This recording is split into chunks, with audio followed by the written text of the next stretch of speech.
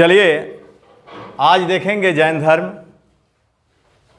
जैन धर्म की स्थापना ऋषभ देव ने किया था। उनको आदिनाथ के नाम से भी जाना जाता है, लेकिन जैन धर्म के वास्तविक संस्थापक महावीर स्वामी को माना जाता है, यानी 24वें तीर्थंकर महावीर स्वामी को माना जाता है। कुल तीर्थंकरों की संख्या 24 है। जैन धर्म में कुल तीर्थंकरों की संख्या 24 है, जिनमें कुछ प्रमुख तीर्थंकर इस प्रकार हैं। पहला ऋषभ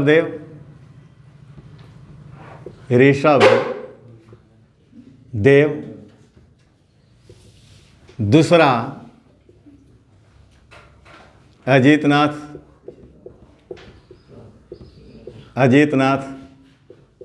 तीसरा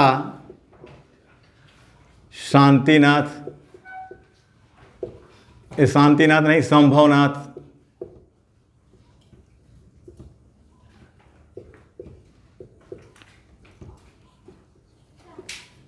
तेईसवां तीर्थंकर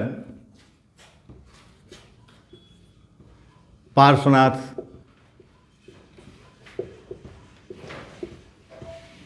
चौबीसवां तीर्थंकर महावीर स्वामी। अब देखेंगे कि ऋषभ देव के विषय में हम जानेंगे।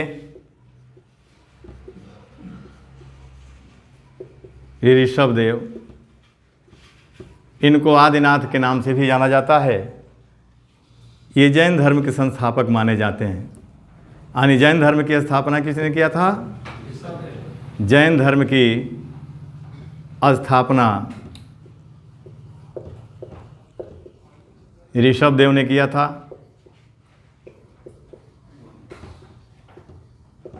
था। उनका जन्म अयोध्या में हुआ था। उनका जन्म कहाँ हुआ था? अयोध्या में हुआ था। ज्ञान की प्राप्ति प्रयाग में उनको मिली। कहाँ मिली थी? प्रयाग में मिली थी। और ये इक्ष्वाकु वंश के थे।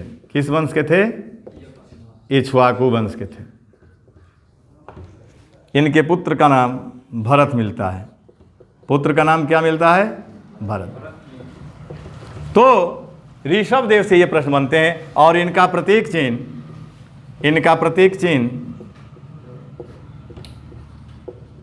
वृषभ था। क्या था? वृषभ। वृषभ माने बैल, ठीक ना बाबा? तो ऋषभ देव को आदिनाथ के नाम से जाना जाता है। जैन धर्म की स्थापना ऋषभ देव ने किया था। उनका जन्म अयोध्या में हुआ था। ज्ञान की प्राप्ति प्रयाग में हुई थी। और वे इक्ष्वाकु वंश के थे। उनके पुत्र का नाम भरत मिलता है। उनका प्रतीक चिन्ह वृषभ, बैल है। अब ये जो कुछ प्रमुख तीर्थंकर यहाँ देख रहे हैं, अजीतनाथ, ऋषभ देव का प्रतीक जो है कि नहीं क्या है? बैल है। हाँ, अजीतनाथ का हाथी है। अजीतनाथ जो दूसरे तीर्थंकर थे, उनका प्रतीक चिन्ह हाथी। संभवनाथ का जो प्रतीक चिन्ह है घोड़ा है। क्या है? घोड़ा।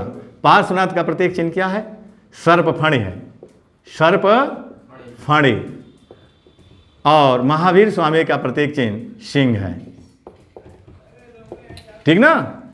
यानी ऋषभ देव का प्रतीक चिन्ह बैल है, अजीतनाथ का हाथी है, संभवनाथ का घोड़ा प्रतीक चिन्ह है, पार्श्वनाथ का सर्पफणी है और महावीर स्वामी का सिंह है। इसके अतिरिक्त शांतिनाथ ये 16वें तीर्थंकर हैं। यानी क्रम में अगर तीर्थंकरों की संख्या में अगर क्रम में देखा जाए तो 16वें नंबर पर शांतिनाथ का नाम मिलता है। और इनका जो प्रतीक चिन्ह है शंख है। शांतिनाथ का हिरण है। क्या है? हिरण है। ठीक ना? और 19वें नंबर पर मलिनाथ का नाम मिलता है। मलिनाथ, इन्हें कुछ इतिहासकारों ने महिला तीर्थंकर माना है। यानी 24 तीर्थंकरों में मलिनाथ को कुछ इतिहासकारों ने क्या कहा है कि ये महिला तीर्थंकर थे। समझ में रहा है ना? अब आप ऋषभ, क्रमशः आप देखें 3 को ही पढ़ना है इसमें। ऋषभ देव, पार्श्वनाथ और महावीर के विषय में ही हमको जानना है। ठीक ना? तो ऋषभ देव के विषय में आप जान गए। अब पार्श्वनाथ 23वें जो तीर्थंकर थे जैन धर्म के, वो पार्श्वनाथ को माना जाता है। और पार्श्वनाथ का जन्म काशी में, बनारस में हुआ था। उनके पिता का नाम अश्वसेन था, वो काशी नरेश थे, और उनकी माता का नाम बामा मिलता है। उन्हें 100 वर्ष की अवस्था में समेत पर्वत पर ज्ञान की प्राप्ति हुई थी।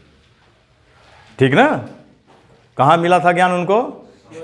समेत पर्वत पर। किस अवस्था में? 100 वर्ष की अवस्था में। उनका प्रतीक चिन्ह आपका सर्पफणी है। ठीक ना? तो पार्श्वनाथ के विषय में आप जानेंगे, जो पॉइंट उसमें बनेंगे।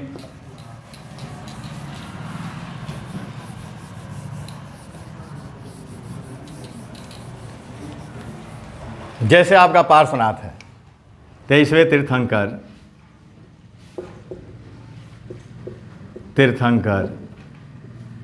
पार्श्वनाथ। तो इसमें पहला पॉइंट क्या बनेगा? जन्म। उनका जन्म कहाँ हुआ था? बनारस में हुआ था। कहाँ हुआ था बाबू? बनारस में उनका जन्म हुआ था। और उनके पिता का नाम अश्वसेन था। क्या था? अश्वसेन। ये काशी नरेश थे, बनारस के राजा थे, काशी नरेश। उनकी माता का नाम बामा मिलता है। माता का नाम क्या मिलता है? बामा। ठीक ना? उनका प्रतीक चिन्ह सर्पफणी है। क्या है? सर्पफणी।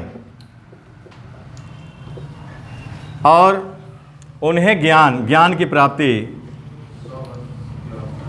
प्राप्ति कहाँ मिली थी? समेत पर्वत पर। किस पर्वत पर? समेत पर्वत पर उन्हें ज्ञान मिला। किस अवस्था में? 100 वर्ष की अवस्था में। 100 वर्ष की अवस्था में। ठीक ना बाबू? तो आप ऋषभ देव जान गए और 23वें तीर्थंकर पार्श्वनाथ के विषय में जान गए। अब देखिए इनका देन क्या है जैन धर्म को। इन्होंने जैन धर्म को 4 अणुव्रत से ध्यान दिया था। यानी पार्श्वनाथ ने 4 अणुव्रत से ध्यान दिया है। 4 अणुव्रत से ध्यान।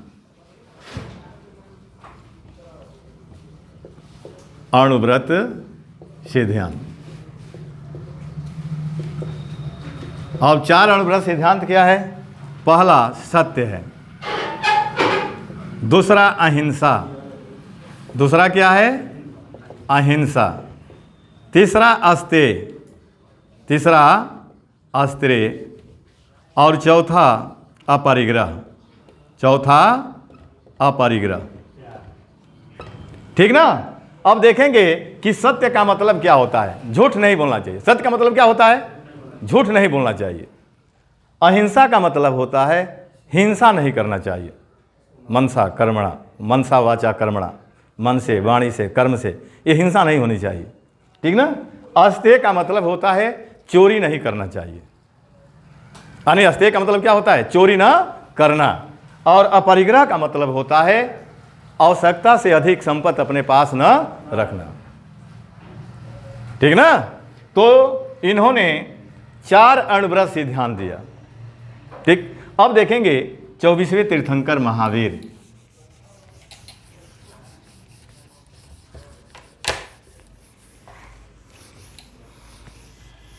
ये ऊपर मिटा देना।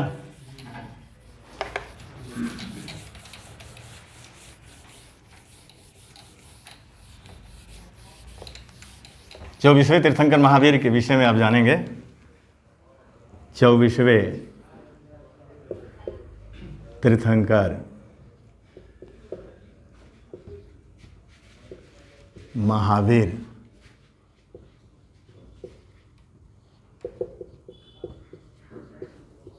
देखिए, महावीर का जन्म 540 ईसा पूर्व में कुंड ग्राम वैशाली में हुआ था। उनकी माता का नाम त्रिशला, जो लिच्छवी राजकुमारी थी और लिच्छवी कुल की थी। अगर पूछा जाए महात्मा बुद्ध की माँ जो महामाया थी वो किस कुल की थी? कोलीय वंश की थी। यानी महावीर की माता लिच्छवी कुल की थी और महात्मा बुद्ध की माता किस कुल की थी? महामाया कोलीय कुल की थी। ठीक ना? बुद्ध जो है कि नहीं किस कुल के थे? शाक्य कुल के थे। और महावीर महावीर स्वामी किस कुल के थे? ज्ञात्री कुल के थे। तो महावीर का जन्म 540 ईसा पूर्व में कुंडग्राम वैशाली में हुआ था। उनकी माता का नाम त्रिशला जो लिच्छवी राजकुमारी थी, और उनके पिता का नाम सिद्धार्थ था जो ज्ञात्री कुल के थे। ठीक ना। महावीर का बचपन का नाम वर्धमान है। महावीर के बचपन का नाम क्या है? वर्धमान। और बौद्ध ग्रंथों में महावीर का नाम निगंठनाथ पूत मिलता है। ठीक ना। उनका विवाह यशोदा से हुआ था। उनकी पत्नी का नाम क्या मिलता है? यशोदा। और पुत्री का नाम उणजिया प्रियदर्शना मिलता है। क्या नाम मिलता है? उणजिया या प्रियदर्शना। और उनके दामाद का नाम जमाली मिलता है।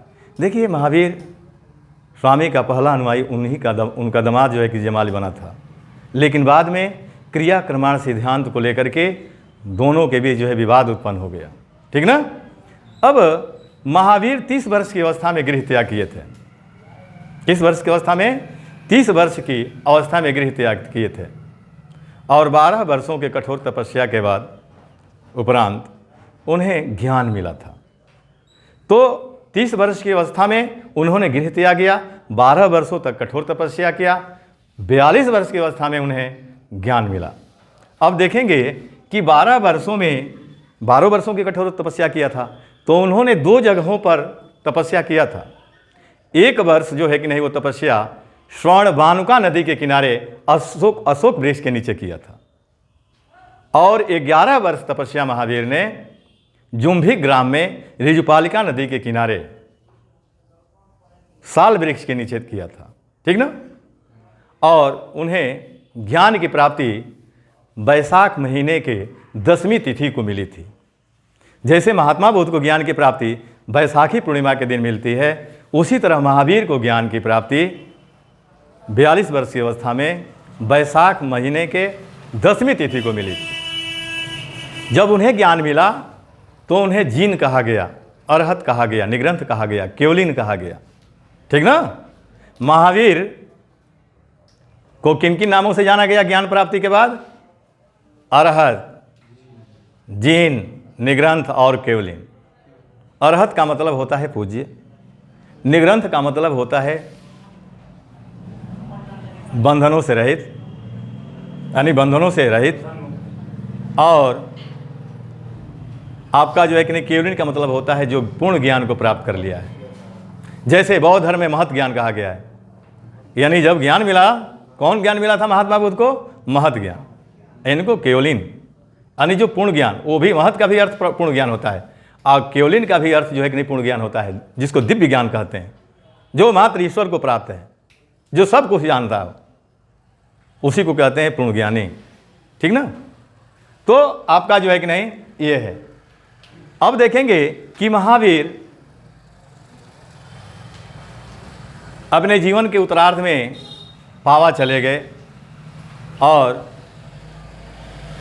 वहीं पर 467 ईसा पूर्व में सुहस्तिन के राजमहल में उनका निधन हो गया।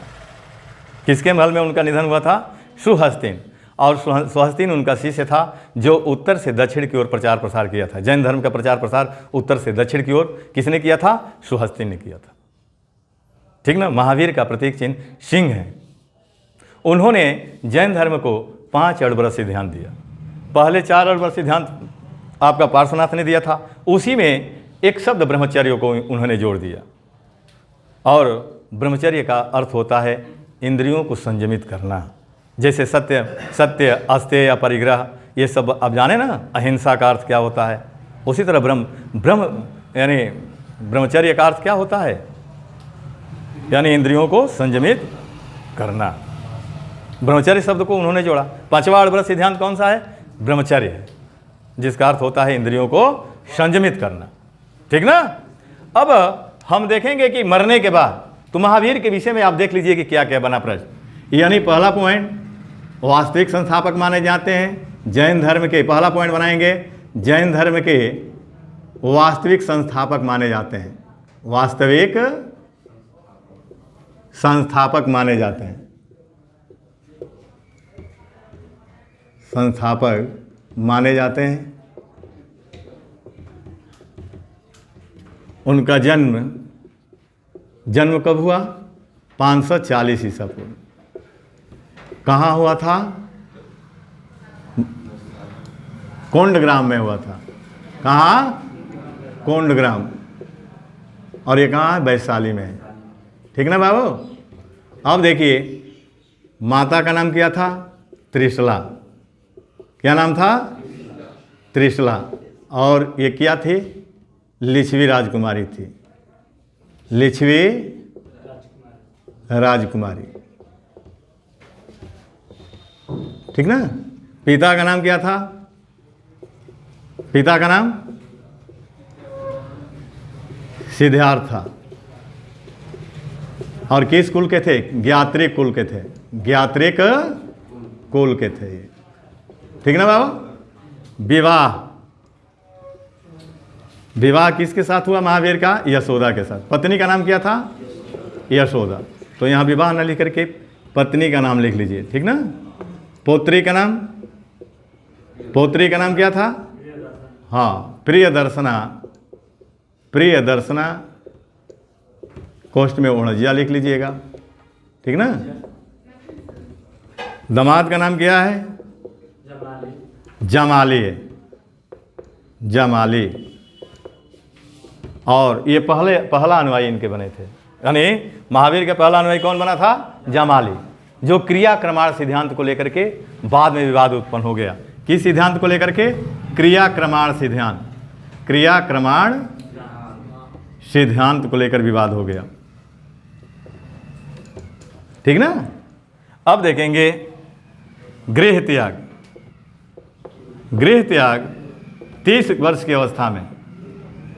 कब उन्होंने गृह त्याग किया था? 30 वर्ष की अवस्था में ज्ञान प्राप्त किया। ठीक ना बाबा? और 12 वर्षों के कठोर तपस्या के उपरांत, 12 वर्षों के कठोर तपस्या के उपरांत उन्हें ज्ञान मिला। ठीक ना? अब देखेंगे कि 12 वर्षों तक कठोर तपस्या किया, तो यहां देखेंगे जो तपस्या उन्होंने किया था, 1 वर्ष जो है कि नहीं, 1 वर्ष उन्होंने स्वर्ण बानुका नदी, कहाँ किया था? स्वर्ण बानुका नदी के किनारे किया था। किस वृक्ष के नीचे? अशोक वृक्ष के नीचे किया था। अशोक वृक्ष के नीचे किया था। और 11 वर्ष जुम्भिक ग्राम में ऋजुपालिका नदी के किनारे किया था। ठीक ना? जुम्भिक ग्राम में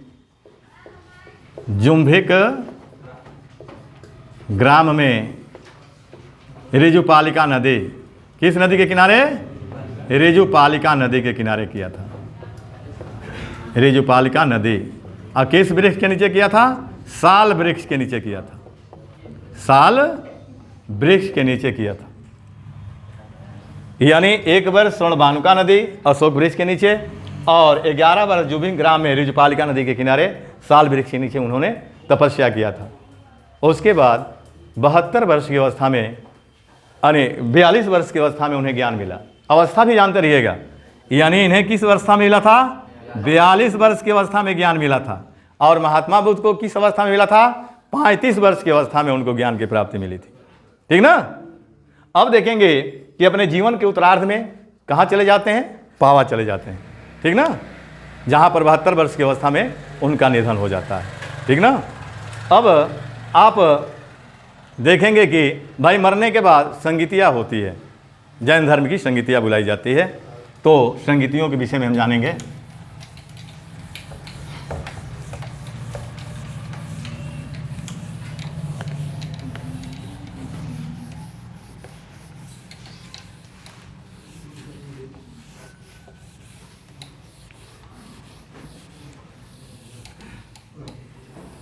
देखिए, जैन धर्म में 2 संगीतियाँ बुलाई गई थी।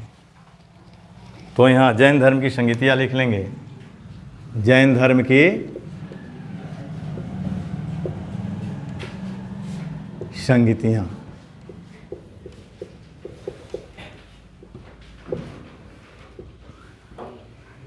ठीक ना। तो यहाँ क्रम बना लेंगे, क्रम, यहाँ समय, स्थान, अध्यक्षता, यानी अध्यक्षता किसने किया था, अध्यक्ष कौन बना, और निष्कर्ष। ठीक ना। यहाँ जैसे प्रथम जैन संगीत कब बुलाई गई थी, प्रथम जैन संगीति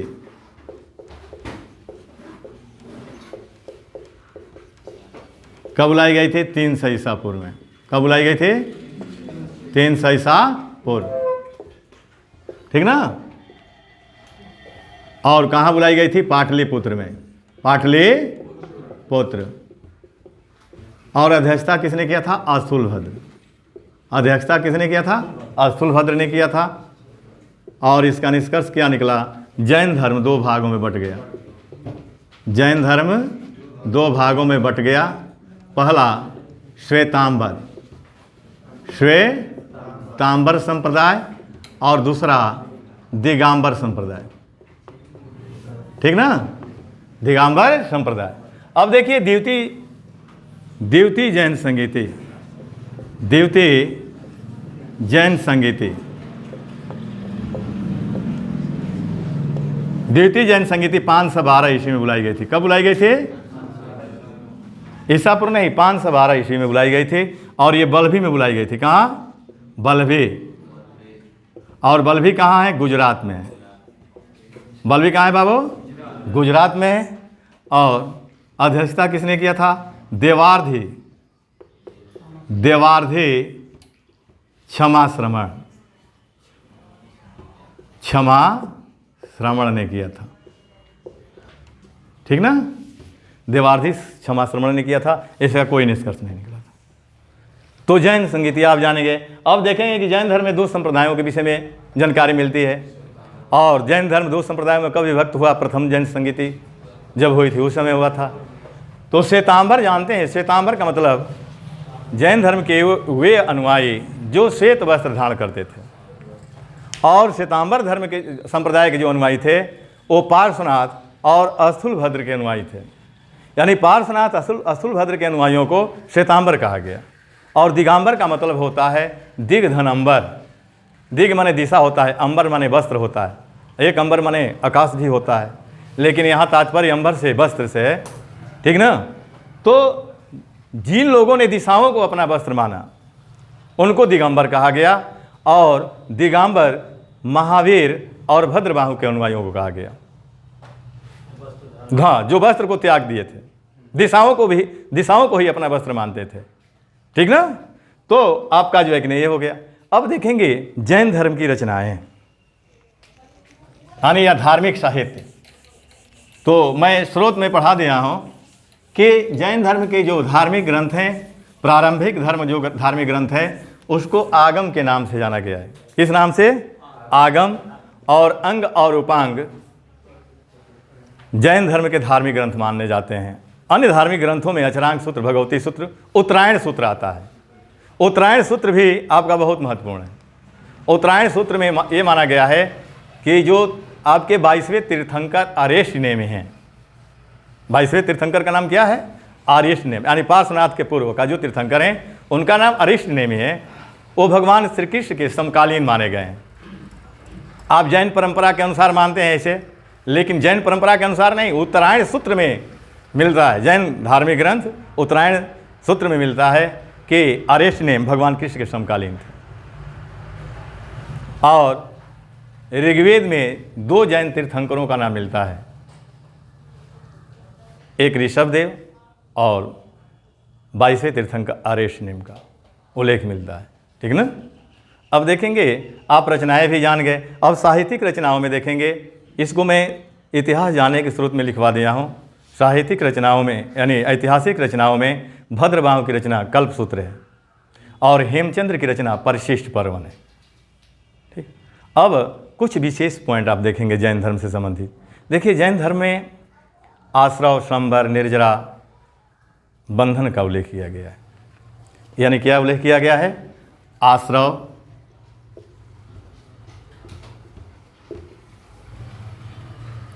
शंबर,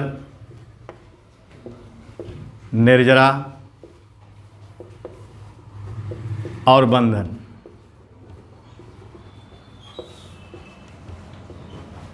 आश्रव का मतलब जैन धर्म में ये माना गया है, जब कर्म का प्रवाह जीव की ओर होता है, जब कर्म का प्रवाह जीव की ओर होता है उसी को आश्रव माना गया है। और संवर का मतलब होता है जब जब जब कर्म का प्रवाह जीव की ओर रुक जाता है उसको संवर कहते हैं। और निर्जरा का मतलब होता है जो पहले से विद्यमान कर्म है उसका क्षय हो जाना या जल जाना ही निर्जरा है, ठीक ना। और बंधन का मतलब ये होता है जीव का, कर्म का जीव के साथ संयुक्त हो जाना, कर्म का जीव के साथ संयुक्त हो जाना ही बंधन है। फिर अनेकों प्रकार के ज्ञानों का इसमें जिक्र है, ठीक ना, जैसे मति ज्ञान, अवध ज्ञान, मनः पर्याय ज्ञान, ठीक ना। ऐसे ज्ञानों का, मति ज्ञान का मतलब इंद्रिय जनित ज्ञान को जैन धर्म में मति ज्ञान कहा गया है। अवध ज्ञान को दिव्य ज्ञान कहा गया है। और मनः पर्याय ज्ञान का मतलब होता है जो दूसरे की मन की बात को जान लेता है, उसको जैन धर्म में क्या कहा गया है, मनः पर्याय ज्ञान कहा गया है, ठीक ना।